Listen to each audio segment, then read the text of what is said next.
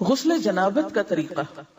حضرت میمونہ رضی اللہ عنہا بیان کرتی ہیں کہ رسول اللہ صلی اللہ علیہ وسلم نے غسل کا ارادہ فرمایا تو سب سے پہلے دونوں ہاتھ دھوئے۔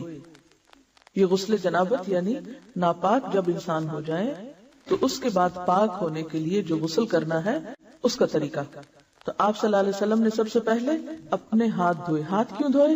کیونکہ باقی کام سب ہاتھوں سے ہی کرتا ہے انسان، تو اگر صفائی کرنے والے ٹول صاف نہیں تو صفائی کہاں ہوگی۔ پھر شرمگاہ کو دھویا یعنی استنجا کیا۔ پھر بایاں ہاتھ جس سے شرمگاہ کو دھویا تھا یعنی استنجا کیا تھا زمین پر رگڑا، پھر اس کو دھویا۔ زمین پہ کیوں رگڑا؟ اس لیے کہ اس زمانے میں صابن اس طرح اویلیبل نہیں ہوتا تھا، تو مٹی پاک کرنے والی ہوتی ہے، مٹی کے اندر ایسی صلاحیت ہوتی ہے جو جرمز کو کل کر دیتی ہے۔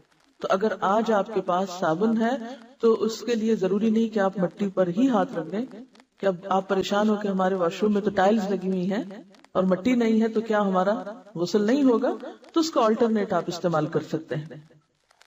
پھر کلی کی اور ناک میں پانی ڈالا، پھر چہرہ دھویا، پھر کوہنیوں تک ہاتھ دھوئے، پھر سر پہ پانی ڈالا اور بالوں کی جڑوں تک پانی پہنچایا۔ یعنی صرف پانی ڈالا ہی نہیں بلکہ مل کے سر کو بالوں کے جڑ یعنی جہاں سے بال اگتے ہیں اس سارے حصے کو خوب تر کیا۔ 3 بار سر پر پانی ڈالا، پھر تمام بدن پر پانی ڈالا، یعنی پہلے سر پہ 3 بار ڈال کے اس کو سارا دھو ڈالا، پھر پورے جسم پر پانی ڈالا، پھر جہاں آپ نے غسل کیا تھا اس جگہ سے ہٹ کر پاؤں دھوئے۔ تو اس کا مطلب ہے کہ باقی وضو آپ نے شروع میں کر لیا اور پاؤں دھونے کا عمل بالکل آخر میں کیا۔ حضرت عائشہ رضی اللہ عنہا اور حضرت عبداللہ بن عمر رسول اللہ صلی اللہ علیہ وسلم کے غسل جنابت میں وضو کا ذکر کرتے ہوئے فرماتے ہیں کہ آپ نے سر کا مسح نہیں کیا بلکہ اس پر پانی ڈالا۔